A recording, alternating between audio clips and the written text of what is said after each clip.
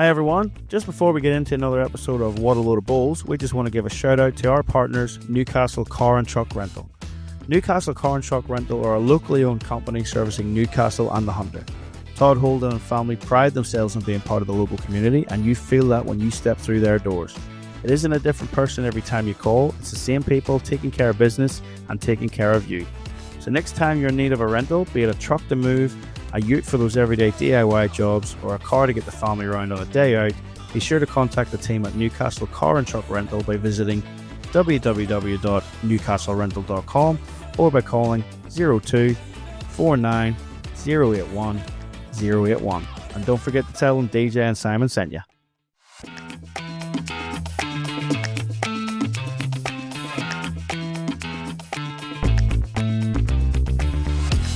Welcome to the newbies. Welcome to the guys returning. This is What a Load of Bulls. We are on episode 76. We've just surpassed one milestone at episode 75, and we are driving on forward to the next big milestone, which will be episode 100. Looking forward to that one. But in the meantime, 25 more episodes to get through.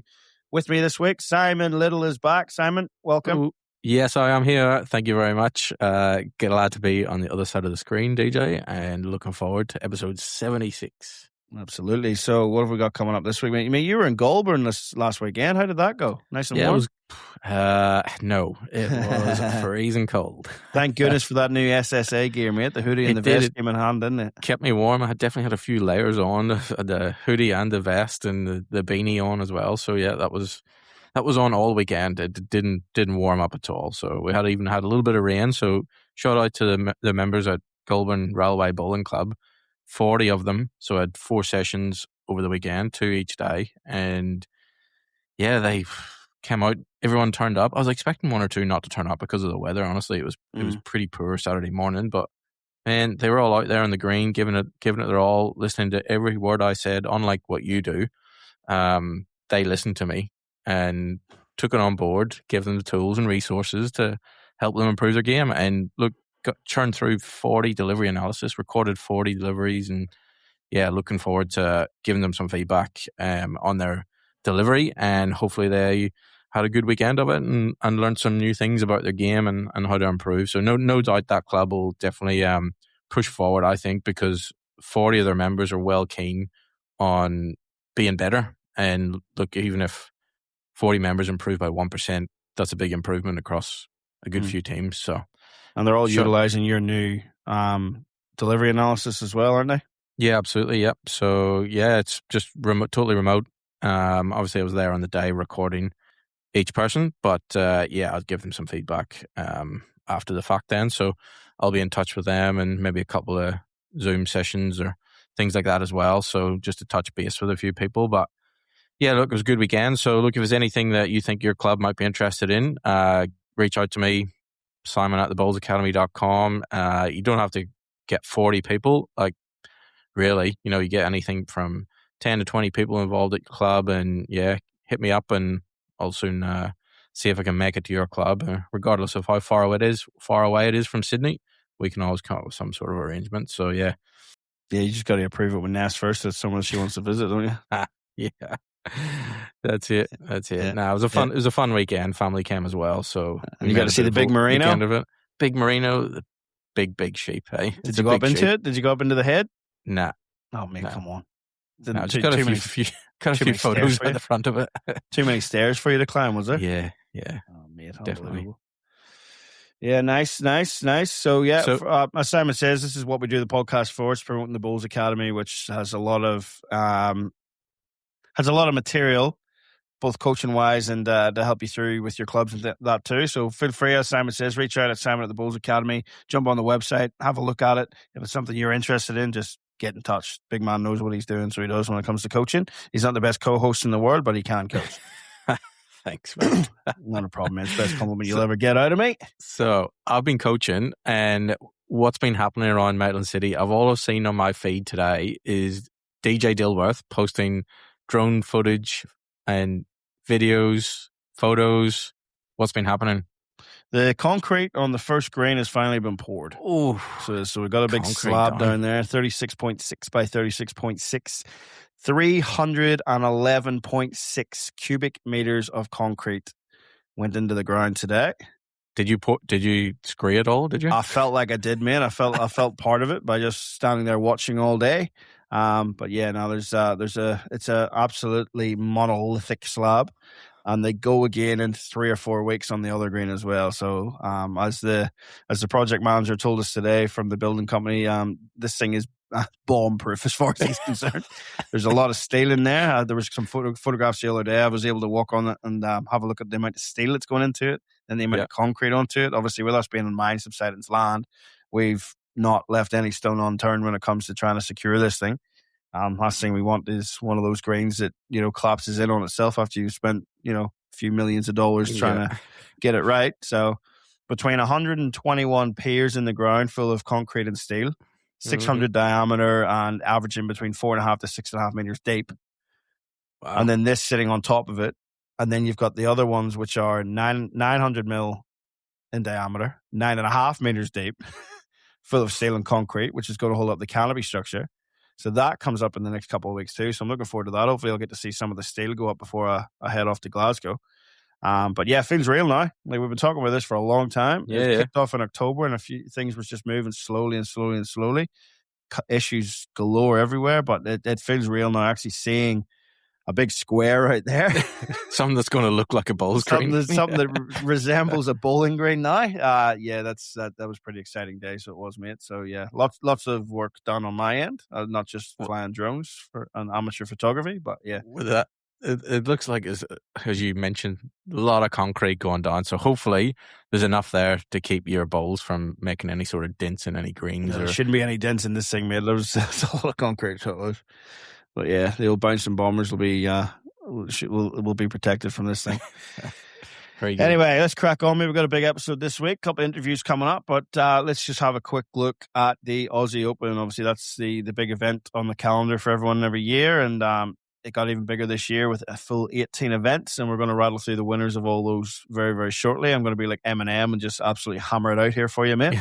Yeah, but there's a lot to get through. Yeah.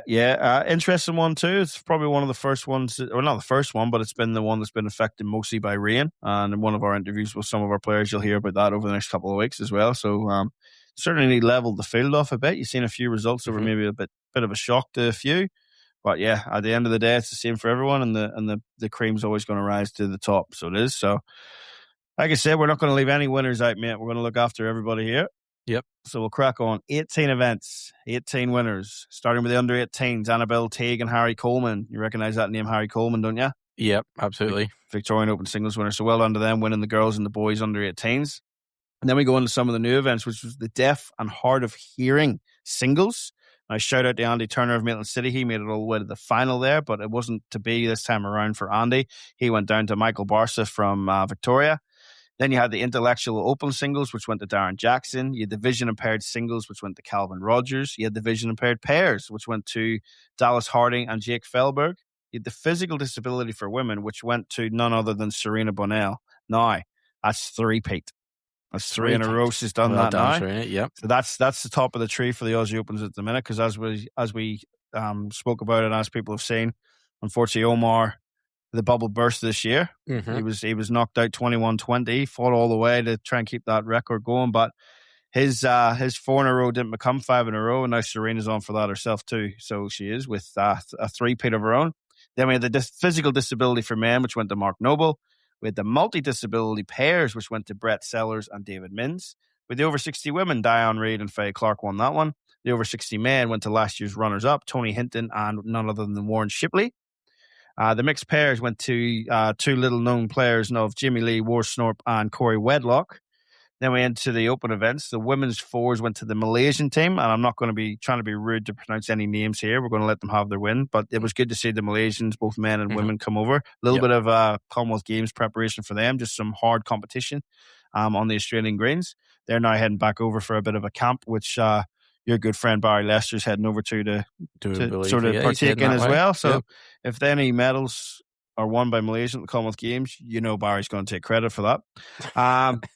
But yeah, the Malaysian women took out the fours event, and then in the men's fours went right down to an extra end, and Hayden Oster's four came out on top there, beating the big team of R&Ts in the final. The women's pairs went to Selena Goddard and Chloe Stewart, and that is a back-to-back for them. Well done, girls. And then on to the men's pairs, and another back-to-back, Corey Wedlock and none other than Gary Kelly. And then on to the main blue ribbon events. And the women's, we had Jamie Lee Worsnorp up against Cassandra Millerick. 20-18, Jamie Lee led. Cassandra holding 3 in the head for game, and Jamie Lee played probably one of the bowls of the tournament to rest off a bowl, flop in for shot with only 2 inches of space and win the title there. Well done to Jamie Lee, and a bit of a point to prove. She just missed out on selection for the Commonwealth Games, so probably a little bit of not a chip on the shoulder as such, but maybe a bit of a, hey, keep an eye out for me next time. Mm-hmm. And then the men's singles went to Aaron again, but it wasn't Aaron Sheriff. It was Aaron Tees. Aaron Tees with a 21-17 win over Tyson Wilson, and that is Tees' second title. First win in it back in 2017. Now, Simon, that's 7 years in a row that the men's singles has been won by Aaron. Unbelievable. That's mad. Sheriff into Wilson, into Sheriff, into Sheriff, into Sheriff, into Sheriff, into Tees. That's your last 7 winners of the men's Australian Open. Not bad. Not bad. Of course, they've got the player of the tournament medal as well. Now, that goes to the person best performed over all disciplines that they entered. So the more you enter and the deeper you go, more points you get, more chance you have of winning it. Now, it would take an almighty go to beat this one. So it would. And that is Corey Wedlock. As we said, he won the mixed with Jamie Lee. Mm-hmm. He won the men's pairs with Gary. Yep. He was in that Aaron Tees team that got beat in the final of the fours. Yeah. And he made it all the way to the last 16. No, last 16 of the singles isn't very singles. good for Corey standards, but we'll let him away with that. Still would have racked up some points for that, though. Yeah, it would have been. Mate, over the course of 2 weeks, Corey's played 55 games of bowls. Yeah. And he's lost 2 of them. Now, that's impressive. That's pretty good. I've been playing the game 30 years, and I'm still trying to win my 53rd game. You know, he's done it in 2 weeks. So he lost by 1 shot in the fours final. That was 1 defeat, and the other one was to Isaac Maughan from Helensville in the last 16 of the singles. Now, that is a fair effort. That is a fair effort. Just to let listeners in on a little secret, you have interviewed Corey most recently. Yep. So I hope you were taking notes. You can find out what did he actually do to win all those games. Unfortunately, that came out after me and Corey had finished talking. It came out within 15 minutes of me and him finishing the interview, so I didn't get to ask him about all that. But that is, Corey, if you're listening to this one, mate, that is an almighty, mighty effort. And certainly shows that he's in pretty good touch leading into Glasgow, mate. Yeah. We've said before, both on and off air, like it's hard to see too many players that are better than Corey Wedlock or more consistent than Corey Wedlock as we stand. So, and then Teesy to go and win the singles as well. Like the Aussie men's pairs is looking in pretty good form. Mm-hmm. So it is. So something to look out to for Glasgow. But yet that was the Australian Open. So well done to all those that went up and all those went up and entered there and had a crack. Mate, I've got to tell you, it's the first time I've actually looked at it and thought, I wouldn't mind playing in that. Well, funny enough, I wish I'd have thought about it 7 or 8 years ago when I could actually play the game. Well, I actually know somebody who might have a spare room for you to stay in up that way, you know, come next year. So yeah, right enough. Aaron, my brother, is up there. But yeah, that's right enough. You could be up there, couldn't you? Newcastle car and truck rental, mate. Just remember that whenever you go to hire a truck for to move up there. I think I'll be getting in touch with Todd for that moving. Have you got your heavy good vehicles license so you can drive one of the big ones, or are you only on C class? No, not. It'll be a little small one. You'll just have to hire 2 C classes, mate. I'll drive one for you. You drive the other. Okay. All right, good on you. But as you said, mate, we've got a couple of interviews. We've got a lot of interviews coming up. I can't believe, thanks to everyone so far that has said yes. Nobody said no. So we're trying to lead up now to Commonwealth Games. Obviously, we're very excited. Well, Simon's the most excited because I'm going over there. Yes, I get a few weeks break. Yes. But yeah, we're looking to build up into that with the Glasgow 2026 Commonwealth Games.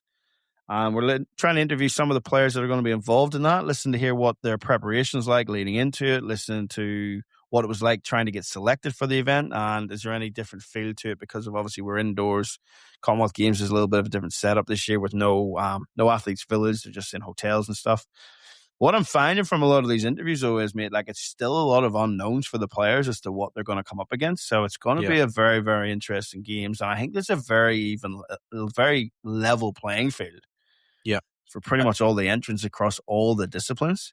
Yeah. So, look, I think that'll boil down to two different points. One is obviously the different format of games where it's being held indoors, all that. That'll be a bit of a leveler as well. Yeah. But also then that I think the sort of lesser known nations have definitely stepped their game up a bit.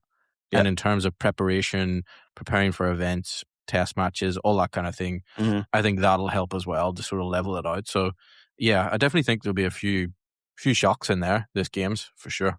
Yeah, like some of the Southern Hemisphere players are talking it up. You know, it's on an indoor carpet that sort of suits the UK players. But then the UK players are saying, yeah, but we're not used to this format that they play with the BPL, and not too many of them, unless you make it through the Potters, there's not too many are familiar with this shot clock, and that's a point that keeps coming up. A few things, and then you'll hear as well from the next two interviews that like they're only getting 3 days prep. Now every nation and every competitor and every discipline. Now that's men's singles, women's singles, men's pairs, women's pairs, para pairs for men, and para mixed pairs. Now all of them competitors have to get together over 3 days. That's the only chance they have to roll up on the actual rinks they'll be playing on. So it's lining up for an absolute cracker. But first cabs off the rank, mate. Luckily, Ross Owen was very kind to sit down with us, and Sammy Tolchard, two guys that we spoke to and established a relationship with in Barham. Now, Ross is the Welsh wizard. He's only just found out in the last couple of weeks officially that he is going to the Commonwealth Games. All right, and but Sammy's known since January. So it's interesting to see the two different perspectives of them and how they got to this point and what they had to do to get there. Like Sammy, we knew, talking to him in Barham, was heading straight home to go to a camp in early January with the whole squad. And then they were going to announce the team out after that. So he's known since then. And it's really interesting. You'll hear it, folks, when they talk about it. The UK, we've spoke about it openly and a lot on here. We have a very, very clear-cut indoor season, a very, very clear-cut outdoor season. We're currently in that outdoor season, but all these guys that normally play outdoor bowls are having to stay indoors to get ready for this Commonwealth Games. So it's interesting to hear all those sacrifices. So, Simon, let's roll the tape. Let's hear from Ross Owen and Sam Tolchard. Join thousands of bowlers already learning with the Bowls Academy. From coaching articles and practice drills to downloadable resources and player development tools, the Bowls Academy is helping bowlers around the world improve their game. Head to thebowlsacademy.com and become part of the community. All right, folks, what a load of bowls, and we're into our Commonwealth Games specials at the moment, and the first cab off the rank is Welcome Inclusion. It's Ross Owen. Ross, welcome back onto the show, mate. Cheers, DJs. Great to be back on you, and do another podcast for you guys. Happy days, mate. So you're one of the later teams to be named, but that's why we got you on here first, mate. We've been waiting for you. We knew you'd be a special one to have back on again. When we caught up in Barham, mate, it was all still like we were at the World Bowl Series finals. Obviously, you were trying to win that, but all of that was geared towards this selection that came a couple of weeks ago. So, mate, you're only 32 years of age. This is your third games, I believe. Yeah, that's right. So, not bad. So, how was it to finally get that call and know that you're heading to Glasgow? Yeah, it's the preparations over probably been going on for the last 2 years since we knew that we finally going to get a games go ahead. And then, just really got stuck into preparations, making sure that I put myself in give myself the best possible chance of getting selection for the team. And the last few months have just been just eagerly waiting open for that call. Obviously got the call a couple of weeks ago, but just getting the announcement a couple of days ago, and so I had to keep that quiet, which was quite tough from the friends and family. But I'm glad it's all out there now, and buzzing to get up to Glasgow and get stuck into it. Yeah, happy days, man. So talk us through a bit of the Welsh team for those that aren't familiar with who's there. What inclusions have we got in all the events, really? Anyone that we need to be keeping an eye out for? Obviously, apart from the obvious. Yeah, so Wales has selected a 2 male and 2 female team in the able body. So I'll be playing singles for the men, myself and Daniel Salmon, who's obviously back-to-back gold medalist in the games in the pairs. So a little bit of pressure there to try and follow his past skippers. So but I'm looking forward to it at the same time. And then in the women's, we have a similar sort of setup, as in 2 players. Amy Williams, we playing the singles. Amy and Lauren Gowan playing the plays. So first games for both them players. Definitely the indoor setup has given them a boost and certainly put them in prime position for their spots this year. And they've played lots of test matches and, fully deserve their place. So yeah, they're 2 young, exciting players, been around the game, British Championships, World Indoor Champions. Now Amy was just at Ocean Grove, just a couple of months ago. So yeah, I think they'll definitely be ones to look out for in the games for sure. And then we got the visually impaired. We got Steph Thomas, who's going to his first games.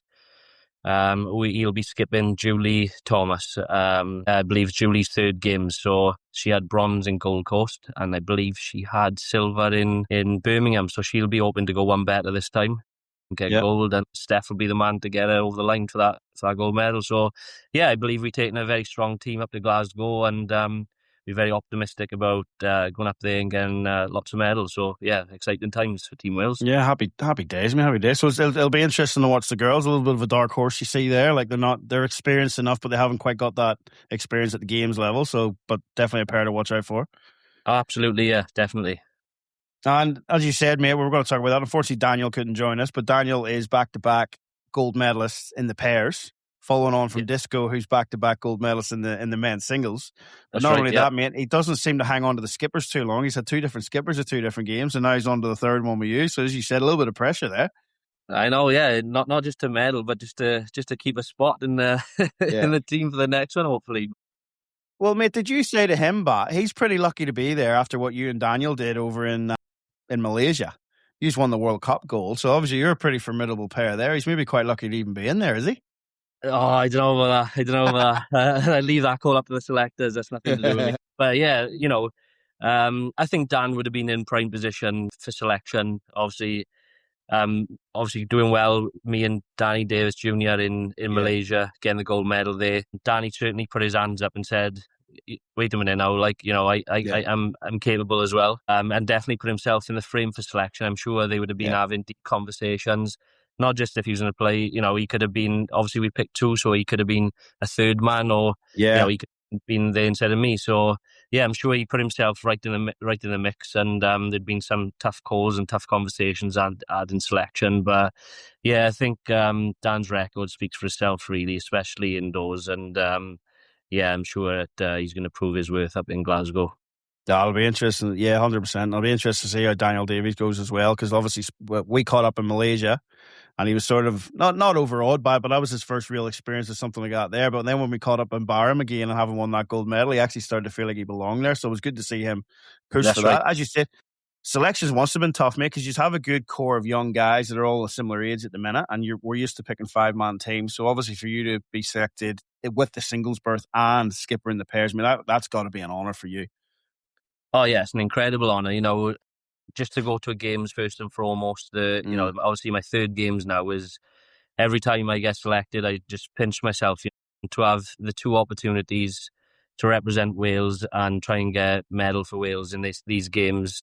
Yeah, it's something I'm immensely proud of. Like I feel a huge honour to be given the chance to represent Wales in both these disciplines. And like I said just now, I just can't wait to get up there and get started and get stuck into it all. Awesome, mate. Right, so the whole selection process, let's look at the last 6 months since we caught up in Barham. What have you had to do for the Welsh team? Like, what events have you had to play in to get yourselves into the right positions to be selected for this game? I know from following you the last sort of month or so, you've played England in a couple of test series. Scotland have joined in the last one. But just for our viewers, talk through what you've actually been through this whole selection process, not knowing that you were in yet, but what you had to do to fight to get those spots. Yeah, so the whole selection process started really at the start of our indoor season, which was last October. Mm-hmm. So from then we had 3 or 4 around different clubs, indoor clubs in Wales. We're lucky in this Northern Hemisphere to have lots of indoor clubs, a little bit different to you guys down there, though. You've got a lot more undercover setups now there. But yeah, so we had 3 or 4 days where we were at there. There was a short list of 6 players to start with, and then Jared Breen pulled himself out of selection, which is a bit of a shock to us all at the time, after obviously getting the gold medal. But he's got his reasons. He's heavily involved. There were work commitments, got a young family, so we all truly understand his decision. And so that went down to 5, left us with 5 male players to select from. The women, exactly the same. They were going through the same process as us. I think they had one extra. They had seven people on the shortlist. So we all met up at the same time, went through our trials, if you like, just playing the same format as the games. Yep. Singles, short format sets, same with the pairs. We all played against each other, so everybody had, and in the pairs, all played with each other. Plenty of opportunities for everyone to showcase what they're capable of. And then, we got nominated then from that point, which I believe was around March time, to Team Wales. So what Bowls Wales put the nominations forward to Commonwealth Games team, as they've got a minimal number of athletes to pick, obviously not just the bowls, all the other athletes.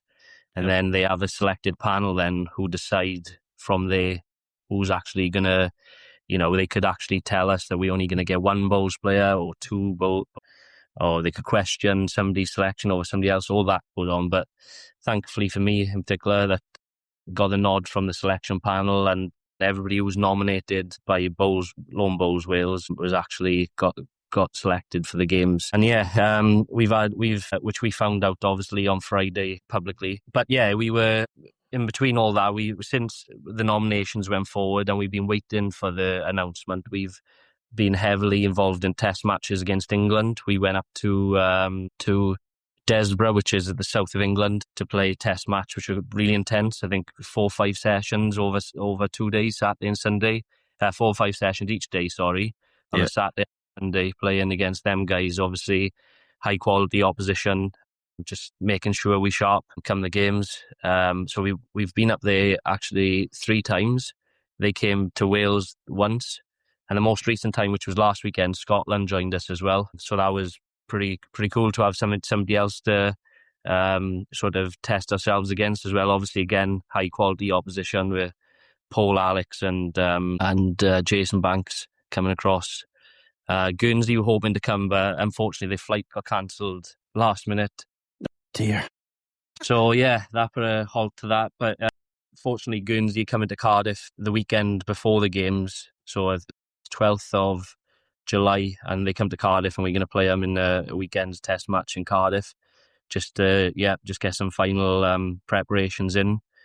But that's pretty much it. And well, like that leads on to my next question, actually, buddy. So we're as we sit now, we're about 4 weeks out. Yeah. So what does your next 4 weeks look like individually and collectively as a team? So it's just about, obviously we've got a lot of very strange games for us, especially in the Northern Hemisphere. Yeah. Our outdoor greens are particularly slow, as you know. I'm sure most of our viewers know the Northern Hemisphere greens are particularly slow compared to what you've got there in the Southern Hemisphere. So we've been actually told by selectors and team management just to stay away from the outdoor game this season, which has been tough. But that's where obviously all the competition is for us at the moment. We don't really have competition as such in the indoors in the summer months because everybody's playing outdoors. So that's quite tough in itself, making sure we do our individual work. Fortunately, because in Wales, we're such a small nation in terms of size, the selected players all live reasonably close to each other. Okay. So we've been meeting up with each other, own preparations, because the management has still got their outdoor teams to look after as well. So they, like this weekend, they go in, next coming weekend, they're going up to A for the home international series up there. So, they're trying to juggle 3 or 4 bowls, and obviously we got the Commonwealth Games as well. So it's tough for them as well, in fairness, to manage everything. So we have to take a little bit of ownership and responsibility over our own preparations, which I think we've been doing pretty well up until now. Like meeting up with each other and just finding local players who don't play outdoors that are going to give us some good solid games. And like I say, then a week before we go up to Glasgow, we're going to play Guernsey. So it's just about making sure you put the hard yards in and making sure the preparation is as good as it can be, really, to give ourselves the best chance of performing the best we can when we get to Glasgow. Let's talk a bit more about your individual stuff, mate. So obviously the goal has been for the last couple of years. When as soon as we knew the games was on, your goal is I want to get into that games. Yeah. All right. So what does Ross Owen do within himself on the green and off the green to get himself right for these types of things? What types of drills are you doing? Is it just rolling up your sails? Is it choosing selective competitions, taking breaks at the right time? Like, what's your schedule look like? So I'll rewind back to when the games got announced and we found out that there was going to be singles and pairs. I thought to myself back then, if I'm going to make myself part of this team or get into this team for Team Wales at this games, my best opportunity was going to be playing in the singles because Dan and Jared, both phenomenal players Defending champion. on the indoor circuit and obviously defending champions.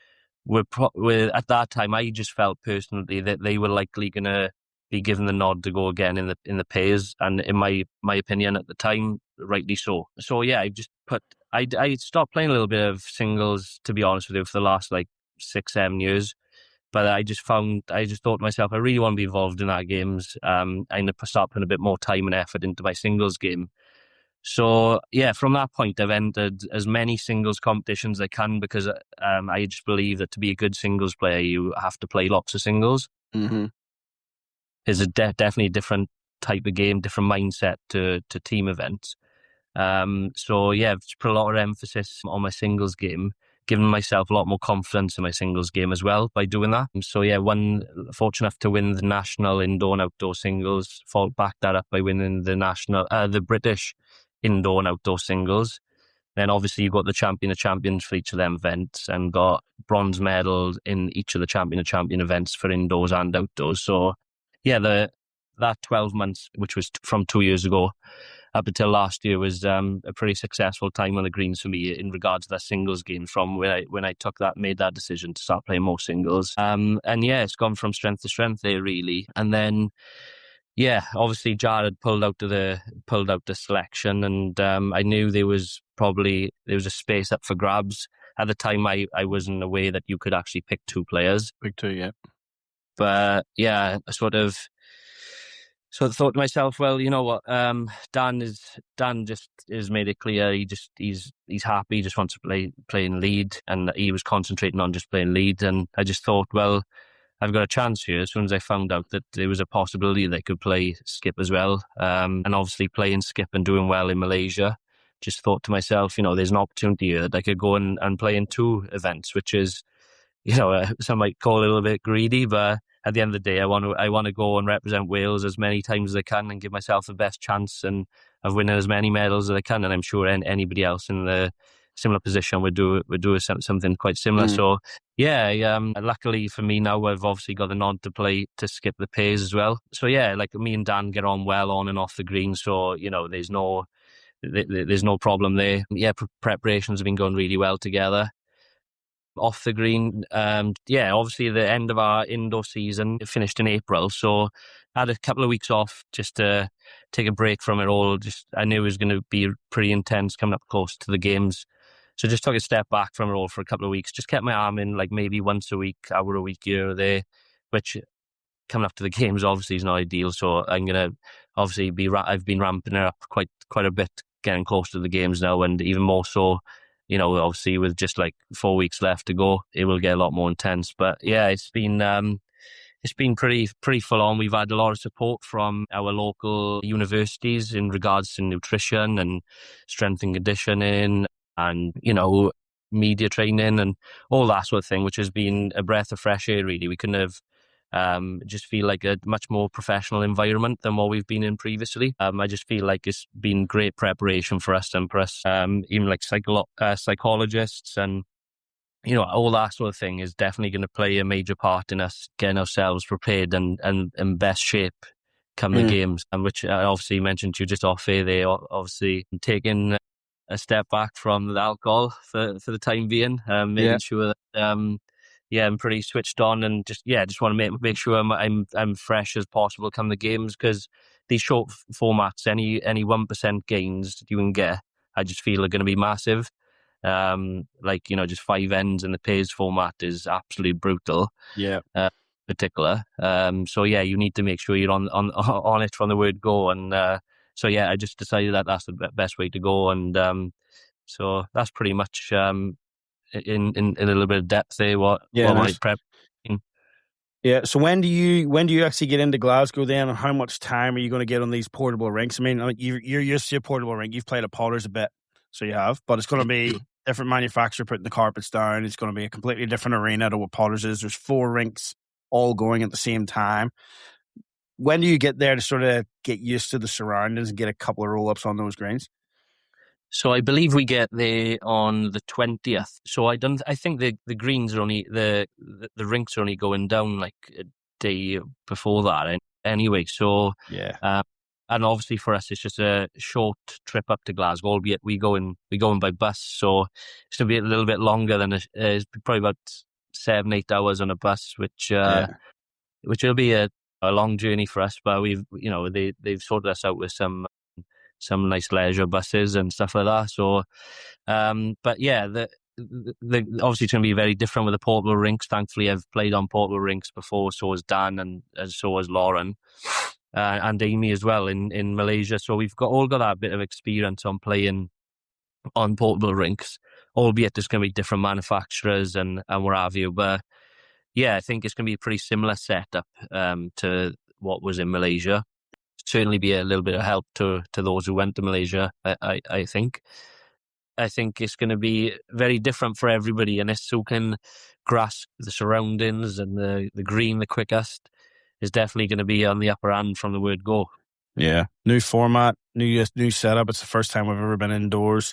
The schedule. Have you had a look at the schedule in depth yet? Like it is a full on schedule. We kick off on the 24th of August or 24th of July and go all the way through to the 2nd of August, which is when closing ceremonies on that night. So it's full on. So it's interesting to hear you talk, because not too many people would be familiar with the nutritionists and all that there. And then you having to come off the alcohol for a while, because you're going to be playing 10 days straight, especially if you go do what you want to do and go all the way to the gold medal games. It's going to be a full on 10 days for you, isn't it?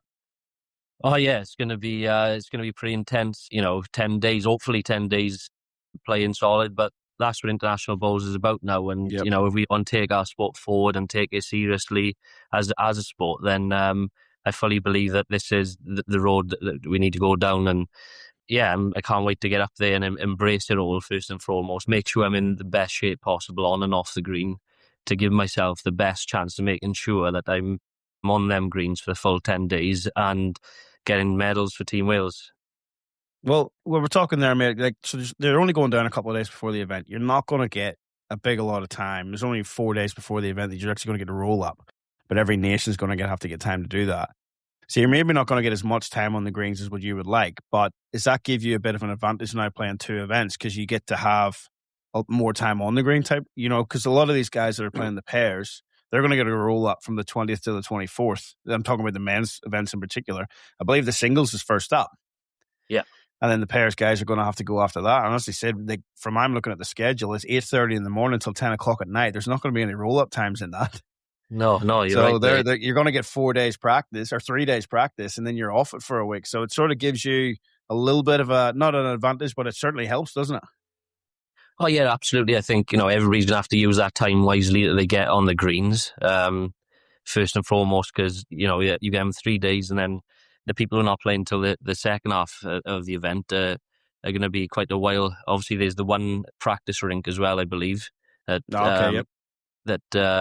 people are going to get, but that's going to be like everybody's going to be trying to get on there. And like you say, you've got the men's, the women's, the paras, the VIs, all trying to get practice time. I think it's going to be quite carnage up there, to be honest, trying to get on the rinks. So yeah, I definitely think the countries that have picked 2. I had this conversation with Tati last week actually in the test match, and I do feel that the nations picking 2 are probably going to have a slight advantage in that second half of the tournament, playing the second discipline, because just having pure green time and being match sharp as well, I think that's quite important. Just making sure that you just play in plenty of competitive games, and I personally think that I'm in a great position having been selected for the two events. Yeah, definitely. Absolutely. And a couple of nations have certainly taken that. I know Northern Ireland have as well. Gary's playing both in the men's. Let's look at the men's. Canada, again, with Ryan Best there. So it's definitely an interesting one. Whereas you've got the likes of Corey and Aaron from Australia, men's pairs, going to sit and watch for the first 5 days or so, and then they're going to get into it. So yeah, it's going to be interesting, mate. Looking forward to see how it pans out. Now, and just on that, so this is your third games. You've had a Southern Hemisphere Games on the Gold Coast. You've had Birmingham in 2022, where took home a bronze medal, mate. And now we're heading into Glasgow, which is an indoor. Does this games and the lead up to this games have a different feel to it to previous ones because it is that different setup? Oh yeah, absolutely it does. Yeah. You know, like we've had conversations in our camp, like, you know, we sort of guessing yourselves a little bit. Are we doing things the right way? Aren't we doing things the right way? Because obviously we've been told we're not playing outdoor bowls at the moment because the speed of the greens is so different. Yeah. So we're not sort of getting that competitiveness. And then there was a conversation, do we play outdoors at the start just to get that bit of a competitive edge? Don't we do that? Obviously we decided against it in the end, but it was a collective decision, a team decision. But obviously we've had lots of competitive games against England and Scotland and Guernsey coming up. So yes, it's obviously very different. You know, all my mates are playing outdoors, playing national competitions, and my club team, we play. You know, I'm used to playing every Saturday with my mates on the clubs, and you know that's something that I love doing, playing with my club mates and people who supported me all round. And yeah, I've just find myself just sat there and, you know, trying to fill that time for us, Northern Hemisphere. I think the England, Scotland, in particular, because I know Gary and Adam are down in Australia at the moment, but I think the English and Scottish guys are probably feeling a little bit the same as well, just trying to fill their time best. Because we're all just used to playing bowls competitively all through the summer, and obviously that hasn't happened this summer in terms of, you know, that really hard competitive competition. So it's, to answer your question, it has been very, very different. The preparations have been a lot different, so we say. But yeah, it's exciting times, and obviously it's a little bit more like the BPL format. It's going to be a massive leveler. And I think it could be a good showcase for bowls going forward. I don't think the players involved are necessarily overly keen on it because, like I say, it's definitely going to be a leveler. But I think it's going to be definitely a great showcase for our sport from a neutral point of view. Hopefully, we get lots of viewers there in Glasgow and get a lot more people involved in bowls. Absolutely, man. All being well, we will. So. Apart from the obvious expectations and goals leading into Glasgow, mate, are you feeling good within yourself and your form at the minute, or is there something you still wouldn't mind working on? And obviously, what do you want to come away with? I mean, there's always stuff you can work on. Like, I'm always looking for little things from week to week, from game to game, always looking for something that I could have done better, making sure there's somebody there analysing games, practices. You know, if I feel that there was one game that I didn't do something quite right, always trying to fine tune the little things. But yeah, on the whole, I'm feeling pretty good. Gone pretty good in the testies that we had. Like obviously tough competition in the singles events, playing Sam Tolchard and Jason Banks last weekend. You know, they're going to be, you know, right in the mix come the back end of the tournament. So to have good hard competitive games against them has been invaluable, really. So that's gone really well. Had some good results against them, and you know, obviously they've had some good results against us as well. It's been it's been a lot of mixed results. But yeah, and the same in the pairs. Me and Dan playing Paul and Tati, and playing Nick Brett and Jamie Walker. You know, there's not much better preparation you can get than that, really. So yeah. Primed for these conditions on these carpets, portable rinks and what have you. So having that good competitive practice against them, but obviously we call them practice, but we're playing against England and Scotland. We never want to lose them games. Yeah. I mean, you're used to seeing the fellas, your friends with the fellas off the green, but it's a different beast when you get on there and that. Exactly that, yeah. So and it's nice just to just mentally, just to get over the line in a couple of them games as well. Know that you're in the right position, know that you're playing well, beating good, solid opposition again, who are going to be in and around that back end of the tournament. So yeah, Absolutely. preparation is going to be going much better, if I'm honest with you, DJ. So yeah, it's and hopefully that continues now into the last few weeks going into the games. Nice. Awesome, mate. Right. 2 more things to ask you just before we go, aside from the games. So I seen the Welsh team launch the other day, and you were front and center, mate. Is there a male modelling future after bowls finishes for you? Is that what the path that we're going down here, or? Oh, I don't know about that, DJ. I did feel a little bit, alongside some of the Olympic athletes there, and we're probably in a little bit better shape than I am at the moment, that's for sure. But that's my ambition to get there one day. But yeah, obviously it was great to be asked to do that sort of thing. Not just for myself personally, but to represent bowls. Yeah. Was a massive thing for me, because obviously compared to the other sports going to the games, probably bowls is probably a little bit less profile, if I'm being truthful about it. So yeah, just being and rubbing shoulders with them, like Olympic gold medalists, and we had good chats during the day, and you can just feed off that and just get different insights from their preparations and how things are going with them, and you can definitely learn stuff. Obviously completely different sports, but learn things off them, how they prepare, and a lot of them things can be taken across into our sport, really. So yeah, that was a fantastic opportunity to be asked to do that, and something I'll remember for a long time for sure. And yeah, we're very lucky to have Adidas as our kit sponsor for this upcoming games, and it's always a proud moment to put on the Welsh shirt wearing this iconic kit that we're going to have for the games. Is going to be pretty special. Yeah. It is, mate. It's nothing new to you either, because you, as you said, representing the sport of bowls, and this is where I was trying to lead it down. You like to represent the sport of bowls, and you've done that previously. You've sat on Commonwealth Games committees, haven't you? Even at the tender age of 32, you're always one to put your hand up and say, "Yeah, I want to represent bowls on this thing." So talk us through a little bit of that there, and what you've had to do with that in the past.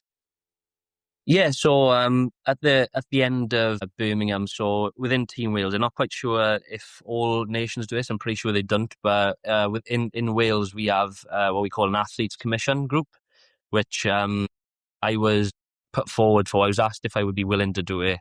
I said, yeah, I'd be willing to do it. So after the Birmingham Games, there's a new cycle of athletes commission. So it's a 4-year cycle. I was asked to be involved in that by Anwen Button, who was on it previously representing bowls, and she was actually the team captain for the overall team at Birmingham, which is an incredible feat for bowls in Wales. Bowls, absolutely, all really. So for Anwen to do that was pretty special for her family, and obviously the sport of bowls as well. And she asked me to do that, which I felt, it was really privileged to be asked to do that, and I obviously said yes in a heartbeat. And then got the position on the Athletes Commission, which is Athletes Commission is basically a group of athletes that have been to a Commonwealth Games before, that make a lot of decisions or give ideas back to the board of Team Wales on what we feel was going to put Team Wales in the best stead going up to the next games. So yeah, we've been making decisions on like kit designs, travel arrangements, rooming arrangements, like pin badge designs in the village. Obviously we haven't got a village this time. Like the pin badges is always like a massive thing, swapping different pin badges. So things like that. I've been going into schools, teaching young kids bowls, and just trying to get across really. Having that younger, obviously I'm 32 now. I've been playing bowls a long time, but still feel pretty young in my mind. So trying to get that younger look of our sport within Wales, and showing kids that what I've been trying to get across is bowls is a sport that can be played at all ages. We see a lot of old men playing bowls, or older men playing bowls, or older women playing bowls. But the reason for that is because our sport allows that. Whereas contact sports, like your typical sports in our country, like rugby, football, even cricket, things like that, is a lot less able when you're sort of you're into your 40s, 50s, 60s. Obviously the body slows down. Whereas in bowls, it's a great opportunity for older people to be able to get out, use their limbs, and keep active. So that's why you see a lot more older people. But like what I try to preach to them, a lot of our players in their prime playing international sport, playing Commonwealth Games level, are definitely sort of the younger element, albeit you will find one or two of the older players. Yeah. But the people that are really, if you look back at the gold medalists probably from the last games, the age is probably between 30 and 40, the average age of the gold medalist, I would have thought. And that doesn't go for everyone, obviously, but I just think that, I just trying to get across that bowls is definitely for younger people. And yeah, I think we've seen a massive improvement in participation. We got a great new Bowls Academy manager in Wales now. So there's a wide variety of different ages, from the age of like 5, 6, right up to like age 25, with different tiers of different levels of between all them players. And I think bowls in Wales is definitely on the up again. We've seen a massive lull probably in the last 10 years, I would say. But the last 3 or 4 years has definitely seen an improvement in numbers from youngsters. And I just hope that I've played a little part in helping towards that, Awesome, mate. Great passion for the game. And mate, our Australian listeners are going to see a bit more of you soon, aren't they? You've a big announcement just came out a couple of days ago. You're heading down under to play the Queensland Premier League for a couple of months with the Tweed Ospreys. Mate, talk us through that. First of all, how did it come about, and how does it feel to actually give the time to come and do that? Now, I know it's something that was on your radar, so it's great to actually get that nutted off and you can come down here and have a crack. Yeah, definitely. First and foremost, massive thanks to Wayne Turley and the board at Tweed Eds for giving me this opportunity. Like you just mentioned, it's been something on my radar for quite some time. One thing or another, just never got around to it. A lot of family reasons and whatnot. But yeah, I just feel like right now is probably the perfect opportunity for me, missing an outdoor season. Obviously straight after the games would still be our outdoor season, and then we got like a couple of months gap for indoor season. So yeah, I think it was the perfect opportunity, perfect timing for me to go over and give the Queensland Premier League a crack. And like I say, very grateful to Club Tweed and the Tweed Ospreys, the board, the members there, for giving me this opportunity to go over and represent them. And yeah, I'm super excited to be part of that, to get stuck in and play against some of the world's best on a weekly basis over there, and just see what it's all about. And I'm sure I'm gonna love every minute of it, and can't wait to see just meet my new teammates and get stuck in, because I'm sure it's gonna be a blast. Oh, man, it's not a bad part of the world to stay and play as well, and to work on the tan for that modelling future down the track as well, mate. So be able to top up on that while you're there too. Folks, it's been Ross Owen, mate. It's been an absolute pleasure. I love sitting and talking to you. We will get you back. Hopefully when you're out here with Queensland, we'll get you back and we'll go into a longer discussion about, like you said, you're only 32, mate, but you've got a pretty established career too. Hopefully when we sit down and talk again, you'll have a medal around your neck from Glasgow, mate. I'd love nothing better. As long as it's not against Northern Ireland, I'm all good. So, Ross, DJ, fingers crossed. Nah, mate, it's been an absolute pleasure as always. Thanks for giving us. I know it's only a short time tonight, but thanks for giving us that time, mate. It'll be a great insight into what's happening in the games, and yeah, it'll be interesting to see hear from a few other players what they're going through leading up to it too, mate. But always a pleasure, mate. Thank you very much. And we will catch up again soon. Yeah, cheers, DJ. Thanks for having me again. And yeah, love listening to your podcasts. And look forward to catching up with you in Glasgow, mate. Good on you, brother. Looking forward to it. See you then. Yes, top man. Thanks, DJ. Want to keep your members happy? Give them shade. Want to attract new ones? Give them year-round play. Want them to brag about your club to their mates? Give them a MacMax Bowling Green canopy. Make your members happy? Make it a MacMax.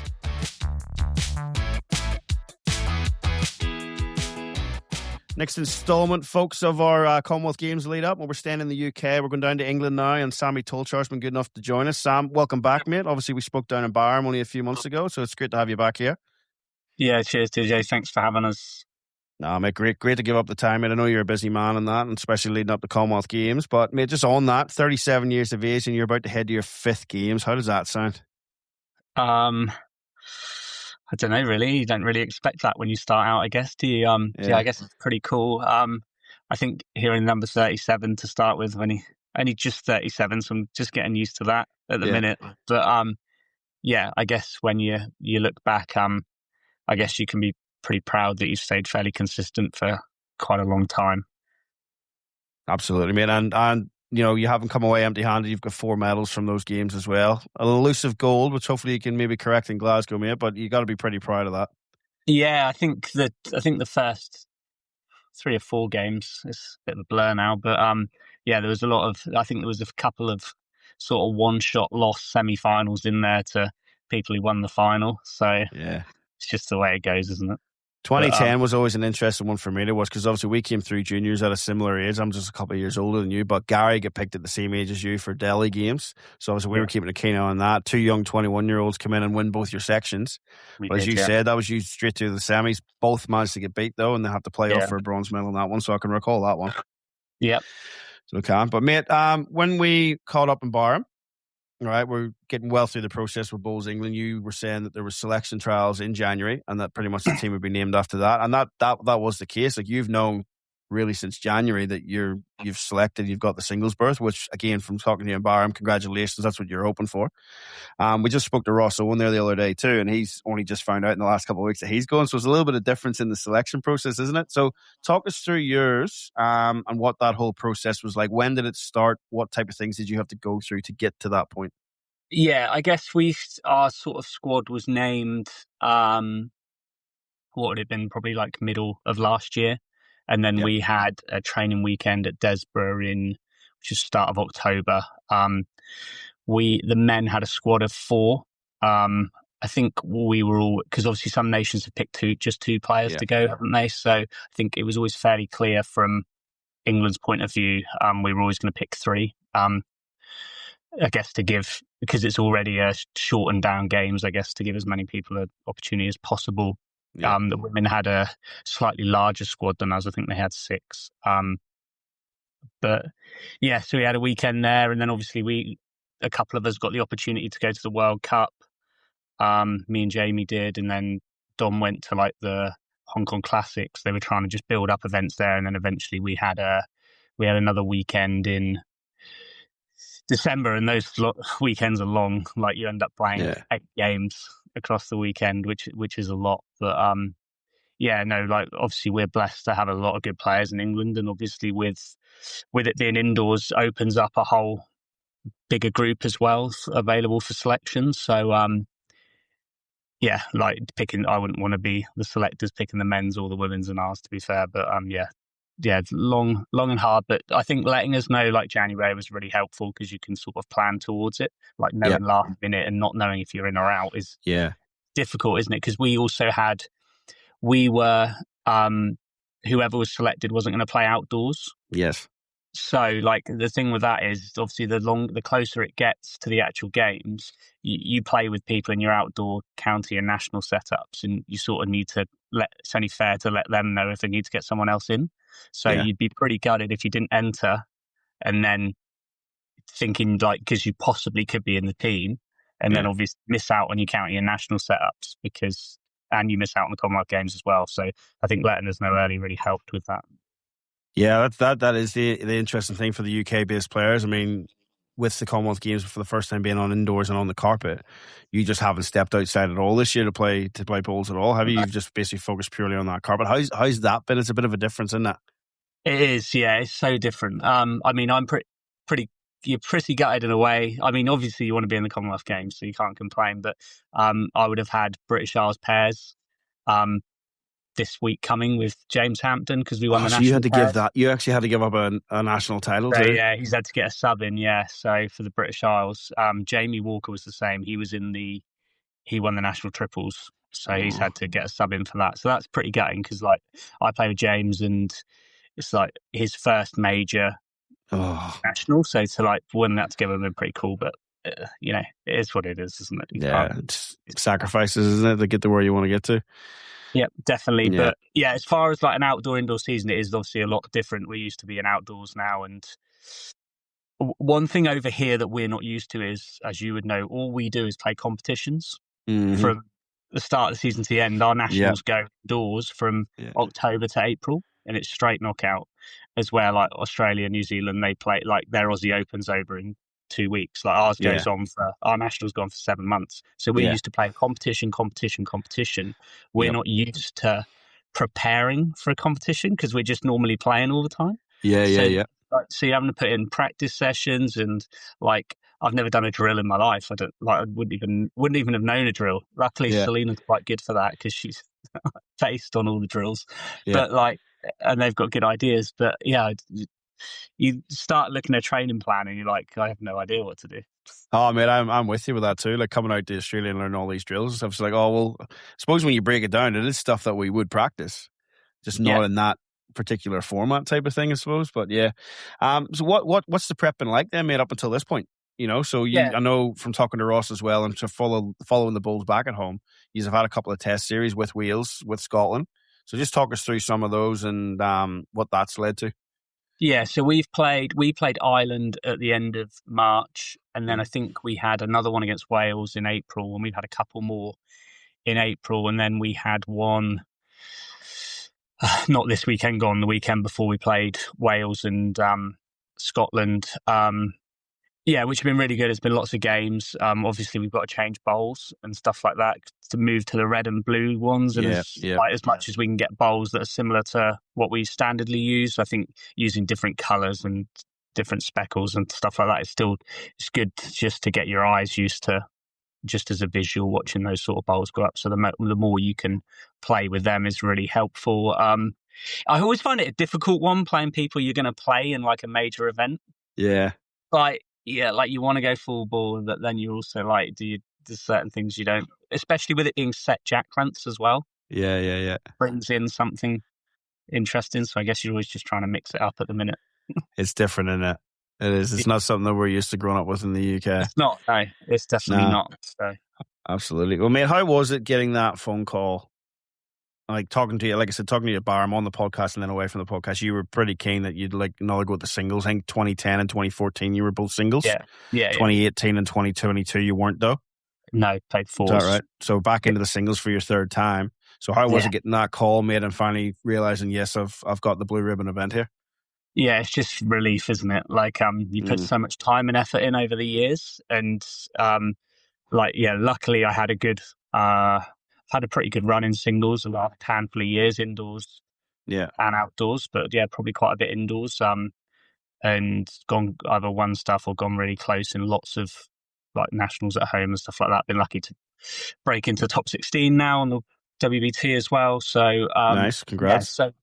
Cheers. And then the World Cup was probably really good timing for me that come about. So you're hoping, but it's just, for me, it's just always a relief. Like I'm not one to jump around. I just thank God. Well, that's what I was going to ask you. Like once you get to the World Cup there and you come home with that gold medal, you got to be thinking in the back of your mind, I am probably at the forefront of this now. It's nearly yours to lose, I suppose. I know, but how many times in sport and bowls especially, and selections have come about or something's come about, is like, I don't really understand that, but just keep your head down, play as well as you can, and pray. 100%. To me, that's it. So what's the next 4 weeks look like for you leading into Glasgow? We're 4 weeks out now. So what's the next 4 weeks of prep look like for you? Just like you said about big drills and stuff, if you've got any more competitions coming up, what's Sam Tolchard doing week by week over the next 4 weeks? So I think for me, obviously we had a really busy indoor season from October to April. We finished playing our national finals in April. So I always think, and then I would normally get a month off before playing outdoors.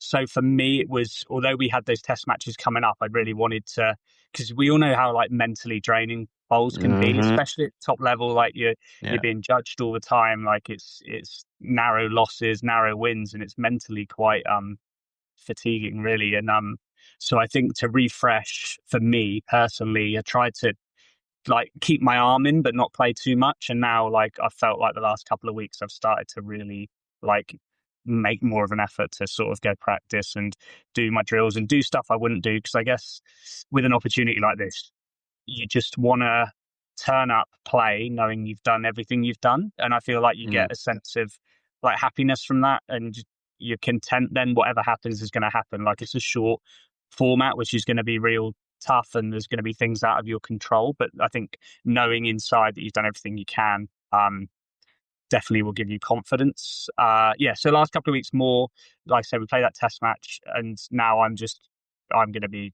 practicing way more and trying to just fine tune things and be good to go come there. I think we're going to Ireland, not this weekend, the one after. Yeah. I was going to ask. I think there was one of them coming up. Yeah. Yes, we're going to County Antrim. Yep, Jim Baker Stadium. Yeah, that's it. Scotland and Ireland over there for a weekend. But yeah, apart from that, I'll be probably in the club probably 4 or 5 times a week.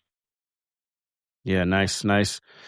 Okay, well, we've had a little bit of a talk about the selections and stuff, mate. You said at the start of the show there about you had a team of 4, so you knew pretty early it was going to be cut down to a team of 3 in all the events for you guys. What's your thoughts on the countries that have you've got the option of the two-man team or 3-man team? What's your thoughts around that? Because obviously, like I said, we just spoke to Ross last night. Ross is with Wales and he's going for 2. Northern Ireland's going for 2. Australia's going for 3. Scotland's going for 3. You've gone for 3. What's your thoughts around all that?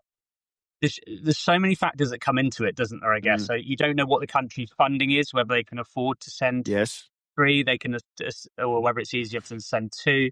That's obviously got to play a part. I see arguments for both sides. Like, normally you'd have 5 people in the Commonwealth Games, so there will be countries that go down to 3 and will be thinking, like, we've already cut it, like we want to give as many people the opportunity as possible. And for some nations, like that might make it easier because they might have 3 players and choosing 2 would be really difficult. And like maybe they would have standout players. Some maybe only have 2 standout players and it's actually easier for them to pick 2. I think in terms of I think one interesting way of looking at it is the guys, because singles is the first week, isn't it? The guys who will have played singles, the reality is they will have an advantage that second week because the carpets aren't going to be known. No one knows them and the amount of practice we can get is so limited. It's literally like obviously I'm lucky because I'm going to get the same practice as every single person that I'm playing against. But like you think of like Jay and Nick and our pairs, like they're going to be like you'll be against Gary, against Ross, and they're going to have it's 4 individual portable rinks, and they will have played games on those rinks. So like the reality is they will be a step ahead. Yeah, they will have an advantage. So that is one way of looking at it. But well, you haven't heard any other interviews. That's the exact same thing me and Roscoe talked about last night. Like there is a little bit of that because you're only that leads me on to my next question because like I watched you at Barham. Now you didn't have a lot of time to roll up at Barham, but you took every second that you possibly could on every second rink. You seem to be one that likes to really know the rinks intimately. You've got 3 days of a roll up in this arena, competing with every other nation for time slots. How are you going to handle that? I don't know. Literally try and get there on. Just I guess hang around and just try and get on there as much as possible. And just watch things, I suppose, as well. Like you can pick up like guys of your experience can pick up what a rink's doing by watching balls go down. You can definitely, but I also think talking about like Ross and like Gary and people like that playing a game on a rink, though, is different to practicing on a rink. Yeah.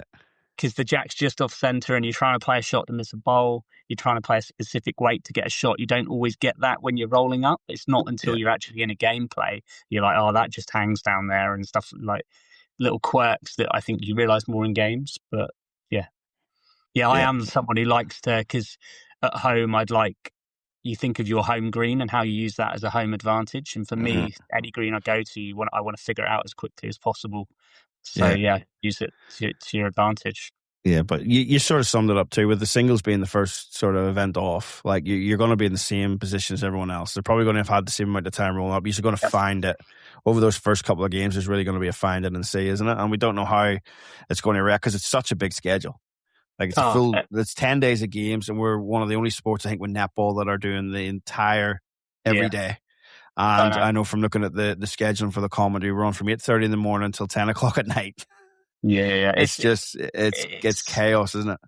It is, and the amazing thing is, like, you go in there and no one has any idea what the carpet's going to be like. No, like you get told 15 or 16 seconds, but you look at Potters when that goes down, and if they stretch it really tight, could it be 18, 19? That went down at like 20, I think.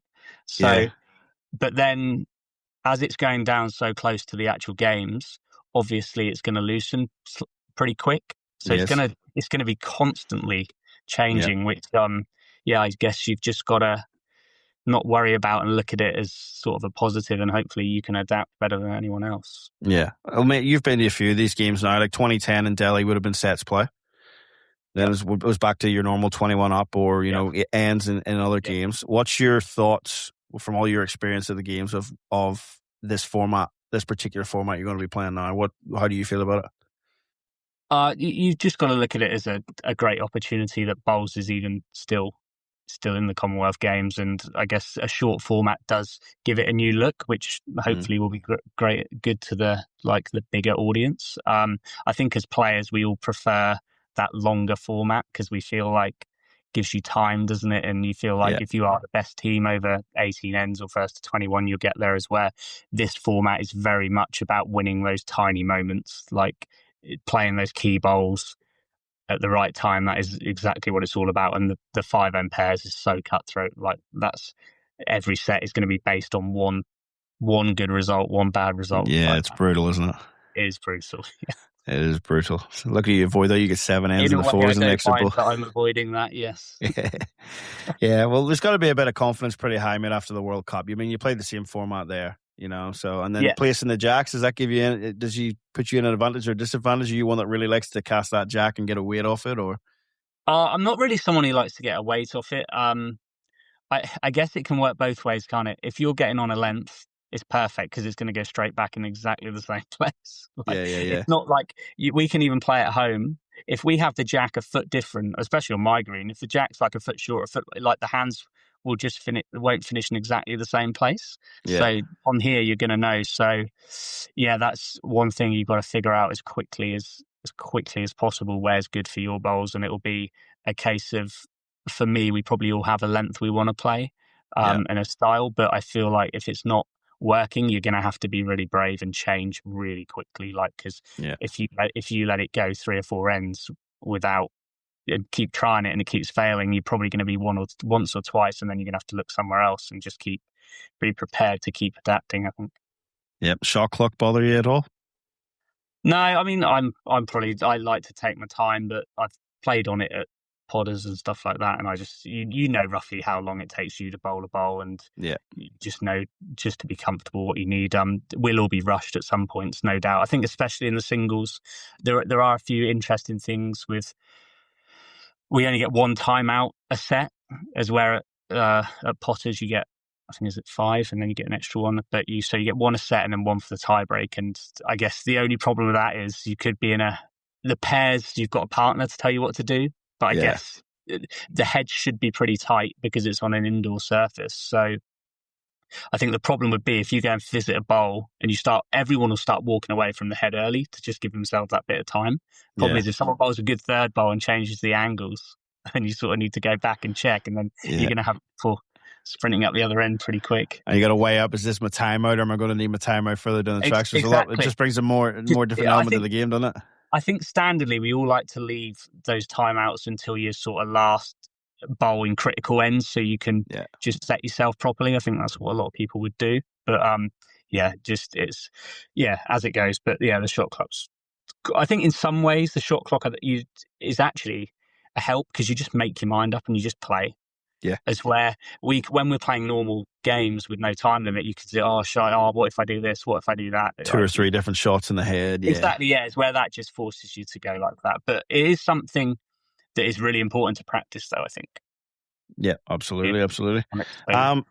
So you'll get up there probably, what about the 20th of July? Is that the plan for Bulls of the England team? But it's the Monday.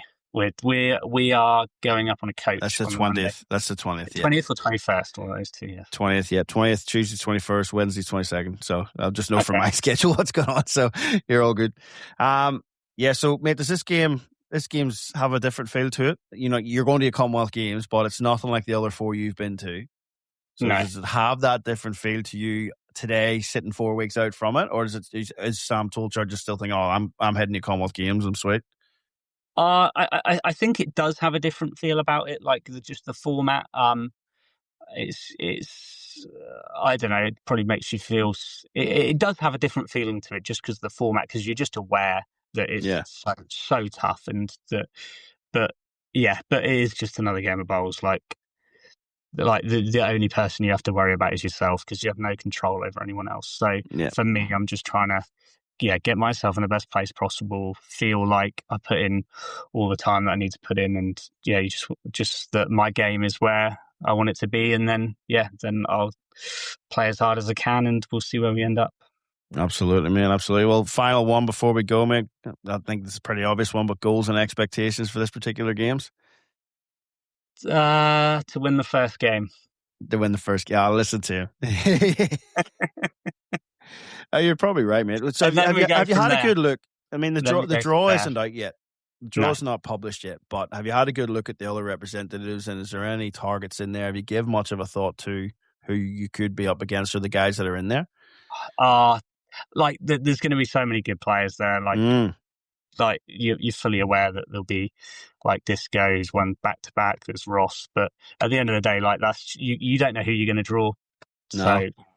So all you can do is focus on yourself, and that's all I'm concentrating on. Like I know if I play to like the top of my ability, then I give myself a good chance. If I don't, then you're going to struggle. But So what you're saying is, because you won the World Cup, your heavy favorite? Is that what you're saying? No, he's laughing. No, only pulling your leg. No, unfortunately, favorite tags mean nothing, don't they? So but no. Disco would be favorite. He's won the last two. Oh yeah, look, put the heavy tag on him, but he shows that he likes it, doesn't he? But mate, I've had a look obviously at some of the entries that are coming through when the teams are named, and it's pretty open. Like you got some big names in there. Like you've all been there and done it previously. The option to play two events as well. And you can play the main two events. Yeah, so it's great. Like you want to play in as good a field as possible, don't you? Like that was the cool thing about the World Cup, was that that was the only event where. Like you had the pairs, but then you had the singles. You had two people from each country in the singles. Normally, you only get one. Yeah. So, it's crazy, isn't it? So, rather than just having to beat Foster or Jason Banks, you end up have to beat the two of them at one point. It's crazy. But no, you want to play at the highest level possible, because that's at the end of the day what you thrive off and what brings the best out in your game. So. Yeah, well, how are you feeling leading into me? You feeling good with your game at the minute, or is there a few maybe things you've left sort of something niggling in the back of your mind going, I need to prepare this a bit more, or are you pretty comfortable where you're at? Mate, there's always things to work on. We can always get better. Like that's what you're trying every single day. But yeah, I've had a good indoor season. I feel like I played pretty well. So it's just trying to peak at the right time in those moments. That's what it's going to be all about. So absolutely, man. Plenty of experience to draw on. The challenge. It's going to be real tough, but looking forward to the challenge. It's going to be an interesting one, man. I'm particularly looking forward to see how it goes. I'm thinking myself, the UK guys are going to be top of the tree in this one when it comes to singles. I think, not to disrespect any of the Aussies, but I think just you guys with the carpets and that, just having a bit more familiarity. I reckon you will be the ones to beat and the ones to watch. So hopefully that's the case, mate. And yeah, look, Sam, I'll let you get back to work, buddy. I appreciate you giving the time, between work calls and calling New Zealand. It's nice for you to sit down for 20 minutes, half an hour and have a chat to me, mate. I'm pretty keen to catch up with you in Glasgow if we get the time as well. So yeah, all good, mate. And yeah, all the best with it, apart from when you play Northern Ireland. So I'm telling everyone, but all the best to you. And yeah, enjoy the experience. Game 5 games, mate. Phenomenal achievement. Well done to you. Yeah, cheers, mate. Thanks for having us. Really enjoyed talking. Yeah. And yeah, great job that you guys are doing with the podcast. And yeah, it's always great to have a chat. Cheers, mate.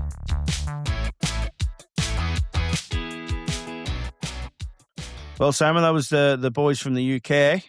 So, mate, I sat down, had a good chat with them. Really, really good yarn with the two of them. I got Ross's one as well. I could have went on for ages. Sammy was in between jobs and in between calling Selena, like I mentioned. So it was nice for him to sit down and talk. He was a little bit hot, Sammy, too, mate. It is a bit warm over there at the moment, isn't it? He says, DJ, it's 25 degrees. I said, mate, it was 21 here today and it's winter. But yeah, they're not handling the heat too well over there. There's a bit of a heat wave. They're definitely melting a bit, I think. But credit to Sam, mate. He was dedicated to that interview. He sat in the work van So he did. He sat in the work van the whole time with no aircon on and the windows shut. He didn't want traffic noise interrupting. He didn't want the engine running interrupting. He was there for us, mate. So yeah, fair thank play. you, That's Sammy. fair play. But that aside, mate, what did you think of those interviews? What did you pick up from the two guys as they embark on trying to win a couple of gold medals at Glasgow 2026? Look, I think the big thing is that they're not actually playing competitive bowls. For me, like that's the guys over here just finished the Aussie Open. Corey's went through 50 odd games on, with like the difference in that and them guys having to sort of stay indoors. All their mates, all their club mates, everyone's playing outdoor bowls. Yeah, and they're sort of stuck inside by themselves, trying to find somebody to play against to keep their skills sharp for the Commonwealth Games. Like I think that's huge. When I was actually sitting listening to it, I thought, wow, like I did not think that that's the way it would be. So to me, it's a bit of a negative. I think I would definitely I'd rather have the guys out there playing competitive bowls, whether it be on outdoor surface or whatever, but just getting that competition and being match sharp, like to roll into the indoor surface. Like these guys are good enough to do a bit of a transition from outdoor to indoors. Like it's not like they don't do it all the time. Like, I don't know. It's a bit. That's a big call, mate. We've played over there. Like an 11-second green in the UK is like a 4-second green in Australia with the bias of the bowls. It's a big transition. I think they've had to do the right thing. But yeah, a couple of things stood out for that for me was one, like I very much relate, and you know this too. Like I'm not a drills person, so I very much related to what Sammy said. Like growing up playing, I mean, you get into the outdoor season, you go out there, you roll up for the first 2 or 3 weeks, and then you're pretty much into all your association championships. And you usually get a little bit of a run in that, but you're playing four nights a week plus a Saturday. 3 nights a week maybe on the Saturday. It's competitive bowl after competitive bowl after competitive bowl. Yeah. There's no drills in there. There's a little bit of roll-up time. Sammy's obviously the same. Like Sammy's won what he's won, and he says, I've never done a drill in my life. Yeah. But now with the help of Selena, who's sort of drilled it into him a bit more, because obviously New Zealand and Australia are very much heavily weighted towards drill stuff. He's now actually doing drills to try and work on that. One thing that I found really interesting, and I really, really liked this one, was Ross talks about how they're repetitively playing England and Scotland, and it's the same people all the time. And it's like Ross is saying that as a chance to get one up on the guys that he's playing against. So when it gets to Glasgow, he knows that he's beat them. Yeah. Whereas Sam sort of said, like, you sort of you take your foot off the pedal type of thing, and you maybe you don't want to show them too much, or he's almost trying to lure them into his false sense. That's always what I picked up from it. Like Ross is like, I want to hammer you down to show you that I can beat you, and Sam's sitting there going, well, actually, I don't want to beat you every game. I want you to think you can beat me. Yeah. So that I can flip the script. I'll play 80% of my game, and then when it comes to Commonwealth Games, I'll notch it up to 100. Yeah. And that came up with a few comments that were mentioned off air, which I'll talk to you about off air. We'll not let it do any secrets away, but it lines up with a few things that were said to me in private. I'm like, You boys are just jossing here. There's a few mind games going on already, eh? But yeah, no, it's great. It's great. Obviously, we grew up, like Sammy's very, very close to our age, and we played him a fair bit over our course. Ross was coming through a little bit later, but it's just great to see. I can really relate to the passion that Ross has for the game, like putting his hand up to be on all these things, like being on the Athletes Commission. Yeah. Like, that's a massive thing. Like he did that 4 years ago, so he wasn't even 30 yet. And the things that they talk about on there is, like he was saying, like from the smallest details of let's get the pin badge right that we hand out to all the other nations. But also I remember talking to him in Barham about it. Like one of the first things he discussed was how this 7-a-side rugby was played early on in the competition. Bowls is played throughout the whole time, but like some of their players had gold medal games coming up. The Welsh Sevens team had a blowout because they finished their competition and they were in the same apartment block. Yeah. So he got it. He's basically looked at the structure of the competitions and going, you can't have that. They've got to be separate from that. They've got to be playing with another. They've got to be over there with another sport that maybe has finished or hasn't even started yet. Yeah, they've finished affecting things like that there. But just to hear Ross talking about things like that, it's really interesting. It just shows you how much he loves the sport, and there's a career afterwards in male modeling for him. So like, and if he can get a gig doing that, mate, I'm sure we could get, something doing gloves or something like that. Well, you'd like to wear a beanie, so Yeah, maybe you could advertise some beanies there. Definitely. You think? Maybe. Stereotypical beanie wearer, so you are. But no, I was really, really happy that the guys, like, they didn't even hesitate, mate. They said, yep, let's get a time that suits. And they sat down and we had a couple of interviews with them this week, a couple of chats with them, and a few other people have done the same thing, which you'll see over the coming weeks. And I've got more down the track. I mean, this is nearly coming a full-time job. I'm going to have to talk to you about a pay rise. Can you double my current salary of 0? I think I'll try. But no, it's just good to get that insight, mate. I mean, we are very keen to see what's coming up in Glasgow this year, and it's a different format. I mean, regardless of being involved, we'd sit and watch it there religiously anyway. So to have a little piece of us involved in it and to see just how the sport's evolved to make sure that it fits into the games, it's a fun one to be part of, and I really do appreciate the fellas taking that time, especially with the time differences, to sit down and open up about that. Yeah, and look, it gives our listeners, like, if the vast majority of our listeners are in Australia, it gives them a chance to see who these guys are and a little bit more about them and how they go about their business. And maybe when they're watching the games, like, they'll remember the little interview they've had with us and pick some points from it. And look, if the players become a little bit more relatable, and look, that's great. And all the best to everyone who comes on here and gives us their time. And hopefully, we, out of all the load of interviews you're going to be doing, DJ, of all these players, hopefully there's a few gold medalists in there somewhere, and we can get them back on after and do a sort of post-event kind of wrap-up, and hopefully we can get even more insight in behind what goes on. And because for us mere mortals, we never have got to that stage or have played that, but to hear what goes on, and I think it's fantastic that we can give that to our listeners and get a bit of insight into it. Yeah, all I want to do is put one ball down on one rink so I can tell you that I played at the Commonwealth Games and you didn't. Sure, my mate Barry can set that up for me. I'm sure he'll set it up. No problem for you, mate. No problem. It's all getting very interesting, folks, and we are going to start ramping everything up. Very excited to get over there and share that experience too with everyone back at home. And if we can record a podcast while we're there, just see what the schedule's like. But by all means, if we can't do that, that's why we're building up with a few little gold nuggets, as Simon says, with some of these interviews. Yep. Some real fun ones coming up in the next couple of weeks that you should enjoy. And I'm pretty much busy every night this week, sitting there with some of the superstars of the game. Well, that'll do us for this week, folks. I hope you enjoyed that one. If you have anything else that you want to hear, like I said, there's a few more interviews coming. There's some scheduled. If there's something else you want to hear from these players, feel free to email Simon at thebowlsacademy.com and we will ask those questions to those people. But for now, just keep enjoying it, folks. Any interaction we can get from you is great, but just to see the listeners go up week by week, the subscribers go up week by week, and the downloads go up week by week.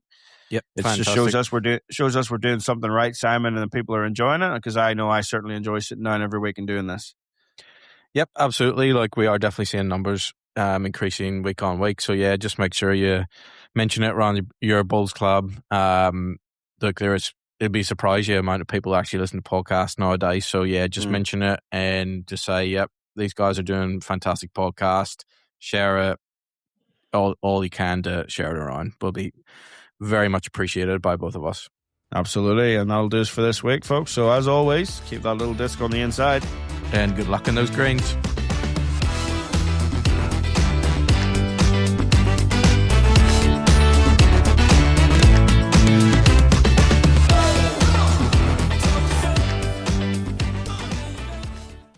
The views, information, or opinions expressed during What a Load of Bulls podcast episodes are solely those of the individuals involved and do not represent those of any group, organisation, or employer associated or affiliated to individuals. This podcast is for general information purposes only, to educate and inform. This podcast does not constitute professional advice or services. What a Load of Bulls does not guarantee the accuracy or reliability of any opinions expressed or statements made within episodes.